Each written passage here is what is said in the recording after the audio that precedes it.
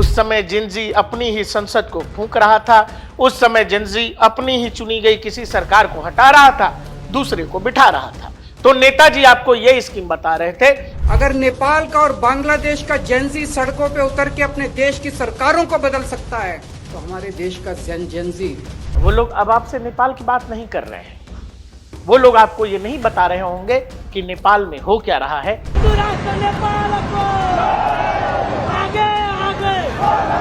हिंदू राष्ट्र कायम करना पड़ते, बालेन प्रधानमंत्री है।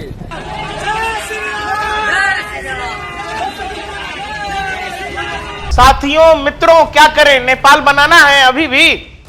नेपाल में क्या हो रहा है वो सुन लीजिए। नेपाल हिंदू मुस्लिम अनरेस्ट, बलेन Shah under fire for delayed response, 3 dead in clashes. Sunsari में कांवड़ यात्रा निकाल रहे हिंदू, वहां पर रह रहे कुछ लोगों को अचानक आवाज से दिक्कत आ गई, हमला कर दिया गया, पत्थरबाजी हुई, हथियार निकाल लिए गए, गोलियां चली, एक बेचारा हिंदू मारा गया। फिर 2 और हिंदुओं के मरने की खबर आई। पुलिस ने वहां पर एक पक्ष का साथ दिया, जिस कारण आक्रोश और बढ़ा। वहां पर बहुसंख्यक अल्पसंख्यकों के खिलाफ एक तरह का कह लीजिए बिगुल फूंक दिया। वो कह रहे हैं कि हम साथ नहीं रहेंगे। अब फिर बनाना है नेपाल। तो योगी तो रोज कहते हैं हिंदू राष्ट्र बनेगा, हिंदू राष्ट्र बनेगा। अब किसी दिन योगी ने कह दिया कि चलो सब लोग नेपाल बनाते हैं, तो फिर क्या होगा? दर्शकों, गांधी जी के बंदरों की कहानी तो आपने सुनी होगी। बुरा मत देखो, बुरा मत सुनो, और एक क्या है, बुरा मत कहो। लेकिन क्या आपको पता है कि इस देश में ऐसे ऐसे लोग हैं जिनका एक मकसद है, बुरा ही देखो, बुरा ही बोलो, बुरा ही सुनो। और एक खास तरह के बंदर ये भी हैं जिसमें उनका है मतलब का देखो, मतलब का बोलो, मतलब का सुनो। इसका क्या करिएगा? फिर गांधी जी के बंदर का सिद्धांत तो खेल खत्म। आपको यह याद है कि जब यहां क्रांति हो रही थी, जिन लोगों ने कहा कि जंतर मंतर पर क्रांति हो रही है, उस क्रांति में क्या कहा गया?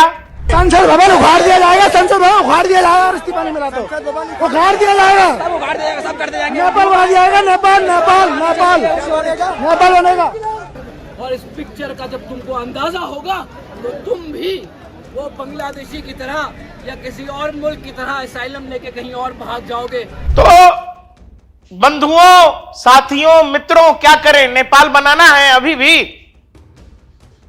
आप ये बताइए, इस देश को क्या क्या चीजें कहकर भरमाया जाता है, क्या क्या चीजें कहकर आपको भड़काया जाता है, आपको इस बात का अंदाजा है? मेरा जेनजी से सीधा सीधा देश के युवाओं से सीधा सीधा पूछना है, अगर नेपाल का और बांग्लादेश का जेनजी सड़कों पे उतर के अपने देश की सरकारों को बदल सकता है, तो हमारे देश का जेनजी, मुझे अपने देश के जेनजी पे पूरा भरोसा। सवाल वही है कि ये जो लोग आपसे कह रहे थे कि बाबू, सोना, बेटा, आओ नेपाल बनाते हैं, आओ बांग्लादेश बनाते हैं, ऐसे जाने कैसी कलाकारी करनी है, चित्रकारी करनी है। आइए बेटा, लोग सब लोग मिलकर पेंटिंग बनाते हैं। तुमको आग लगाने के लिए उकसाया जा रहा था, तुमको तुम्हारा देश जलाने के लिए उकसाया जा रहा था, तुमको समझ ही नहीं आया। और सवाल वहीं से शुरू करते हैं कि नेपाल बनाना है कि नहीं बनाना है। ये कॉकरोचों से पूछो, ये जो कॉकरोचों के पितामह हैं उनसे पूछो, क्योंकि जानते हो नेपाल में क्या हो रहा है। और सबसे पहले हम हमारे दर्शकों से माफी चाहते हैं कि हम लोग थोड़ा लेट आए इस मुद्दे पर। अब क्या करें भाई, तरह तरह की दिक्कत है, कहीं कॉकरोच मिल रहे हैं, कहीं बंदर मिल रहे हैं, तो जहां जो मिल रहा है उस हिसाब से डील करना पड़ रहा है। कॉकरोचों से परेशान था देश, तो हम लोग थोड़ा कॉकरोचों में लगे हुए थे। इस वजह से नेपाल की ये कहानी हम आप तक देर से सुना रहे हैं, मैंने माफी मांग ली। दर्शकों, क्या आपको यह समझ में आ रहा है कि जिन लोगों ने आपसे कहा कि नेपाल बना दो, नेपाल बना दो, वो लोग अब आपसे नेपाल की बात नहीं कर रहे हैं। वो लोग आपको ये नहीं बता रहे होंगे कि नेपाल में हो क्या रहा है। हम आपको वही बताने आए हैं कि क्या अब भी वो आपसे कहेंगे कि चलो बेटा नेपाल बना लो? मुश्किल है। नेपाल में क्या हो रहा है वो सुन लीजिए। नेपाल हिंदू मुस्लिम अनरेस्ट, बलेन Shah under fire for delayed response, 3 dead in clashes. Nepal में 2 समुदाय आमने सामने हैं। नेपाल का जो मधेश प्रदेश है, जो मधेश रीजन है, वहां पर बहुसंख्यक अल्पसंख्यकों के खिलाफ एक तरह का कह लीजिए बिगुल फूंक दिया है। वो कह रहे हैं कि हम साथ नहीं रहेंगे। ये कहानी कैसे शुरू हुई हम उस तक भी आएंगे, लेकिन पहले नेपाल के मैप के साथ समझ लीजिए। ये वाला हिस्सा जो ब्राउन कलर का आपको दिखाई दे रहा है, यही मध्य प्रदेश है। नेपाल को अगर अलग अलग प्रोविंस में बांटेंगे तो 7 प्रोविंस हैं, उन्हीं में से एक प्रदेश है मध्य प्रदेश। अगर आप नेपाल की भौगोलिक स्थिति देखें, मध्य प्रदेश की स्थिति देखें, तो यह इलाका मैथिल प्रभावित लगता है। मतलब बिहार की जो संस्कृति है, जो मिथिला की संस्कृति है, यह पूरा इलाका उससे प्रभावित है। इस इलाके में हिंदी बोलने वाले लोग, मैथिली बोलने वाले लोग अधिक पाए जाते हैं। इस इलाके की राजधानी है जनकपुर। अब आप समझ गए होंगे कि कहानी है क्या। मध्य प्रदेश हिमालय की तराई वाला इलाका है। मतलब नेपाल जो अधिकतर पहाड़ों वाला इलाकों से, एक तरह से चारों तरफ नेपाल के पहाड़ी पहाड़ है, यह वाला इलाका जो है हिमालय की तराई का क्षेत्र है। मतलब यहां भूमि समतल है, भूमि उपजाऊ है, लोग हिंदी बोलते हैं, भारत से बेहद प्रभावित हैं। बिहार की संस्कृति, मिथिला की संस्कृति से प्रभावित लोग यहां रह रहे हैं। अब आइए उस कहानी पर कि वो लोग जो आपसे कह रहे थे बेटा जेनजी नेपाल बनाओ, वो सारे बंदर गायब हैं। वो सारे के सारे कलाकार गायब हैं। आपको पता है क्यों गायब है? क्योंकि उस समय जब जेनजी आग लगा रहा था, उस समय जेनजी अपनी ही संसद को फूंक रहा था। उस समय जेनजी अपनी ही चुनी गई किसी सरकार को हटा रहा था, दूसरे को बिठा रहा था। तो नेताजी आपको यह स्कीम बता रहे थे कि बेटा तुम भी यहां चुनी गई सरकार को हटाओ और दूसरे को बिठाओ। दूसरे में कौन है आप समझ जाइए। जो नेताजी कह रहे हैं कि आओ जेनजी, जब नेपाल में कर सकते हो तो यहां भी होगा, मतलब उनको उम्मीद खुद से जोड़कर है कि वो हटेंगे तभी तो हम बैठेंगे।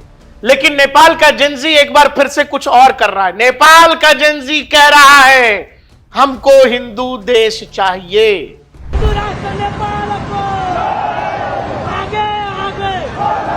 हिंदू राष्ट्र कायम करना पड़ते बालेन प्रधानमंत्री है।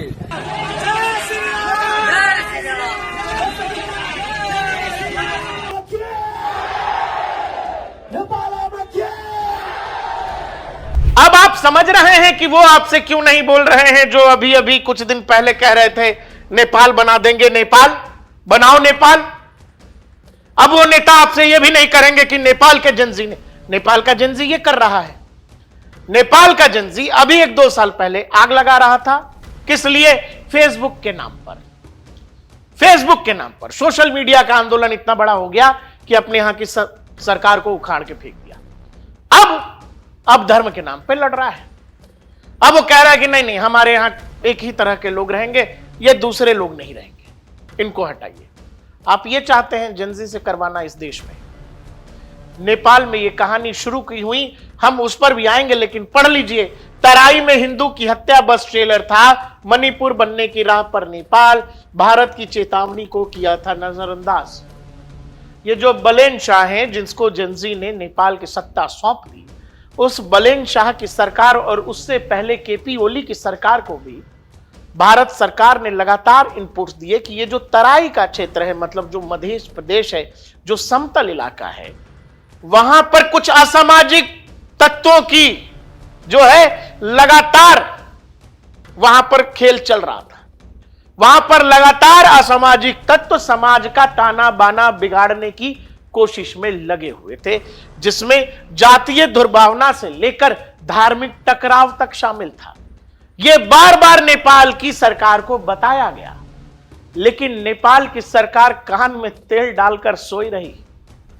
और अब जो कहानी हो रहा है क्या, several towns in Nepal under curfew after sectarian violence. क्यों हो रहा है ये वायलेंस? और जो जेनजी अभी कुछ दिन पहले सरकार बदल रहा था, वही जेनजी जय श्री राम के नारे लगाते हुए हिंदू देश की मांग क्यों कर रहा है?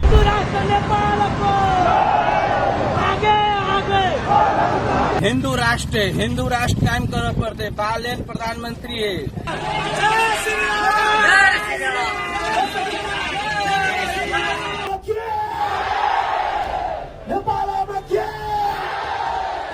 नेपाल का इतिहास यह बताता है कि ऐतिहासिक तौर पर नेपाल हमेशा से हिंदू बहुल देश रहा है और हिंदू राष्ट्र नेपाल रहा है। बाद में इसकी कहानी को बदलने की कोशिश की गई है। अब फिर से वो कहानी वहीं आ गई है जहां जनता आगे से निकल करके कह रही है कि हमको हमारा हिंदू देश ही चाहिए, हमको हमारा वो हिंदू नेपाल ही चाहिए। आखिर इसकी जड़ में क्या है, इसकी तह में क्या है, और मध्य प्रदेश जो नेपाल का है वो जल क्यों रहा है? इतनी सिक्योरिटी फोर्सेस होने के बाद भी ये सब कुछ काबू क्यों नहीं हो रहा? क्या आप ये सोचेंगे और फिर आप ये समझ पाएंगे कि ये नेपाल का जिक्र कुछ लोग अचानक करना भूल क्यों गए? क्योंकि कल तक जो कह रहे थे कि चलो नेपाल बना दो, वो अब आपसे नेपाल का जिक्र नहीं कर रहे, क्योंकि वहां कहानी बदल गई है। फिर से बता रहा हूं, जो जनजी कह रहा था क्या कि भाई बलेनशाह दीजिए, नई सरकार दीजिए, हमारे यहां नेता आपसे कह रहे थे कि जो नेपाल में हुआ, जो बांग्लादेश में हुआ, हमारे यहां क्यों नहीं होगा? वही जनजी अब कह रहा है कि हिंदू राष्ट्र बनाओ, वही जनजी कह रहा है कि नहीं नहीं हमको हिंदू राष्ट्र चाहिए।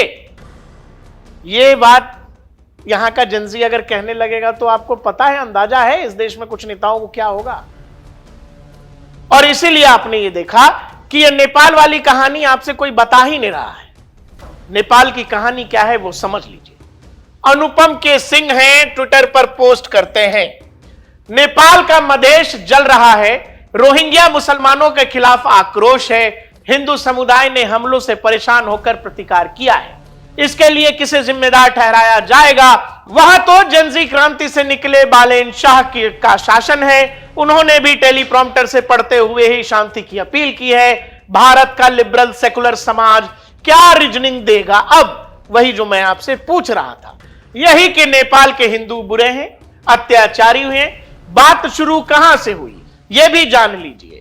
सुनसरी में कांवड़ यात्रा निकाल रहे हिंदू, वहां पर रह रहे कुछ लोगों को अचानक आवाज से दिक्कत आ गई, हमला कर दिया गया, पत्थरबाजी हुई, हथियार निकाल लिए गए, गोलियां चली, एक बेचारा हिंदू मारा गया।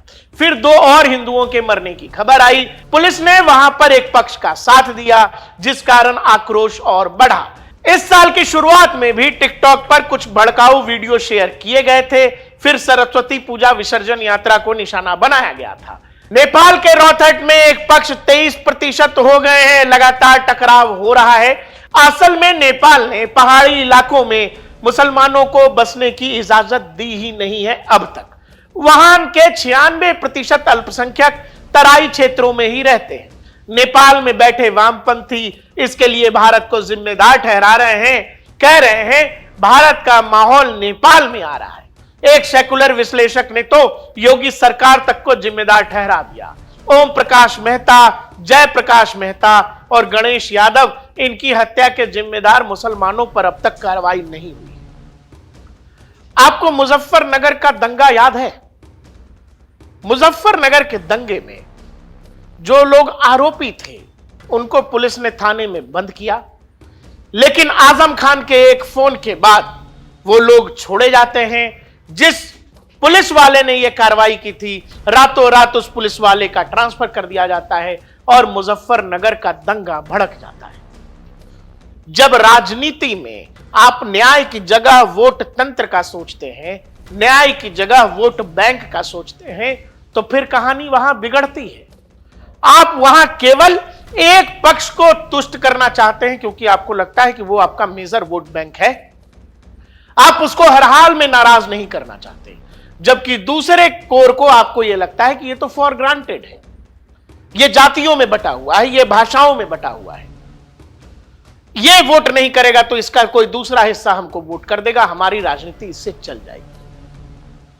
आप ये बताइए, जब कहीं किसी के साथ हत्या जैसी घटना हुई, पुलिस का काम होता है सिंपल, जो दोषी है उस पर कार्रवाई हो। लेकिन जब आप जातियों और धर्म के बीच भेदभाव करने लगते हैं, और ऐसे में जब आप एक तरह से वहां के बहुसंख्यकों को अनदेखा कर रहे हैं, आप उनकी मान्यताओं को, उनकी भावनाओं को अनदेखा कर रहे हैं, तो फिर वो हो रहा है जो नेपाल में हो रहा है। इस देश में रोहिंग्या बहुत बड़ी समस्या है। इस देश में बांग्लादेशी घुसपैठिए बहुत बड़ी समस्या है। आपको रोहिंग्या की बस्तियां देखनी है तो दिल्ली से लेकर गुड़गांव, हरियाणा के अलग अलग जिलों में चले जाइए, आपको ऐसी सैकड़ों बस्तियां मिलेंगी जहां उन रोहिंग्याओं के पास बैंक अकाउंट है, पैन कार्ड है, आधार कार्ड है, सब कुछ है। यह संकट होने ही वाला है। और जो लोग आपसे जनजी कह रहे थे कि आओ जनजी नेपाल बना दो, वो सब के सब सन्नाटे में है, वो बोल नहीं रहे नेपाल पर, क्योंकि नेपाल का जनजी अब कह रहा है कि अब हमको हिंदू राष्ट्र चाहिए। वो कह रहा है कि हमारे हक, हमारे अधिकार के साथ ये लोग अपमान कर रहे हैं, ये गलत कर रहे हैं।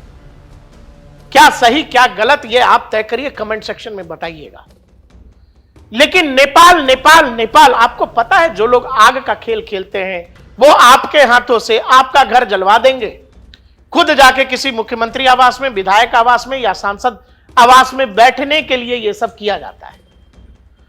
आज मोदी को हम हरा नहीं पाते, मोदी को जनता वोट देती है, ईवीएम का खेल हो नहीं पा रहा है, आरोप चिपक नहीं पा रहे हैं, तो क्या करें कि जी देखो जी ये इलेक्शन चोरी कर लेते हैं।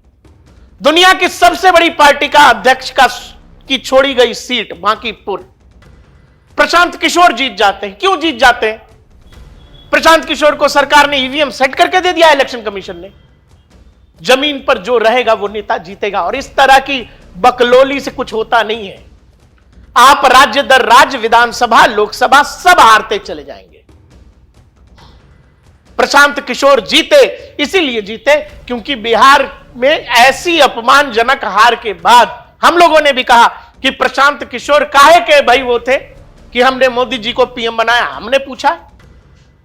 लेकिन प्रशांत किशोर सवालों से बचते जरूर नजर आए, लेकिन वो बिहार छोड़ के नहीं भागे, वो बिहार में रहे और बांकीपुर में जीत गए क्योंकि वो जमीन पर थे। अब कोई नेता, बिहार के एक और नेता हैं, सुनो, आने वाली हो सकता है उनकी पुश्ते भी उनकी पार्टी का रिवाइव ना कर सके। एक नेताजी हैं, नेताजी की पार्टी का स्थापना दिवस होता है, लेकिन क्या हुआ कि नेताजी को पत्नी जी के जन्मदिन के लिए जाना था विदेश, और उस बीच में जो है कुछ इधर उधर हो रहा था ट्रेवल टाइमिंग को लेकर के। तो नेताजी ने क्या किया कि पत्नी जी के बर्थडे में चूंकि जाना है विदेश, वो डिस्टर्ब ना हो, तो यार स्थापना दिवस जो है 2 दिन पहले मना लिए। मतलब क्या है कि मेरा जन्मदिन जैसे मान लीजिए 23 दिसंबर है और 23 दिसंबर को हमको कुछ बड़ा काम और करना है जो हमको लग रहा है कि हमारे जन्मदिन से ज्यादा जरूरी है, तो हम हमारा जन्मदिन मना रहे हैं 10 ही दिसंबर को कि यार आज ही कर लो। जो लोग अपनी पॉलिटिकल पार्टी को लेकर इस तरह का ख्याल रखते हैं और जिनके लिए राजनीति किसी विदेश यात्रा के बाद है या उनकी पार्टी उस विदेश यात्रा के बाद है, तो आपको लगता है कि प्रशांत किशोर ईवीएम से जीत गए तो जीत गए, बीजेपी ने सेट करके दे दिया तो दे दिया। इस बीमारी का कोई इलाज नहीं है।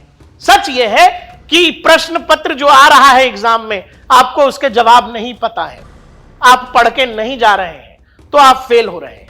चूंकि आप हर एग्जाम में फेल हो रहे हैं, तो अब आपने अपने लिए और उन लोगों को जिनको लगता है कि आप पास हो जाएंगे, उनके लिए एक नया रास्ता अख्तियार कर लिए हैं कि यार पढ़ के तो जाते हैं, समझे, पूरा पढ़ के गए थे, लेकिन ये जो एग्जामिनर है ना, ये लिखने ही नहीं देता है। एग्जामिनर ही बदमाश है। तो क्यों भैया एग्जामिनर क्यों बदमाश है? अरे वो जो टॉप आया जानते हो, वो चोरी कर रहा था, हम जब करना चाहे तो हमको करने ही नहीं दिया। ये सब हम लोगों ने एग्जाम में बहुत किया है यार। कुछ नहीं होता भाई, जो पढ़ के जाता है वो लिखता है, और जो पढ़ के नहीं गया है वो पीछे से उसकी कॉपी को झांकता है, पूछता है, उससे पूछने की कोशिश करता है। कोई बताने वाला होता है तो बता देता, नहीं तो कौन बताएगा भाई, कोई अपना पेपर करेंगे ना लोग। तो देश में कुछ ऐसे राजनेता हैं इस देश में जिन्होंने ये रास्ता निकाल लिया है कि मोदी हारेंगे नहीं, मोदी चुनाव दर चुनाव जीतते जा रहे हैं, तो फिर ये होगा कैसे? तो चलो बेटा जी सब मिलकर नेपाल बनाओ, चलो बेटा सब मिलकर बांग्लादेश बनाओ, ये ड्रामा चल रहा है। अब फिर बनाना है नेपाल, तो योगी तो रोज कहते हैं हिंदू राष्ट्र बनेगा, हिंदू राष्ट्र बनेगा। अब किसी दिन योगी ने कह दिया कि चलो सब लोग नेपाल बनाते हैं, तो फिर क्या होगा सोचिएगा। देखते रहिए डीएनपी इंडिया, हर खबर भरोसे के साथ।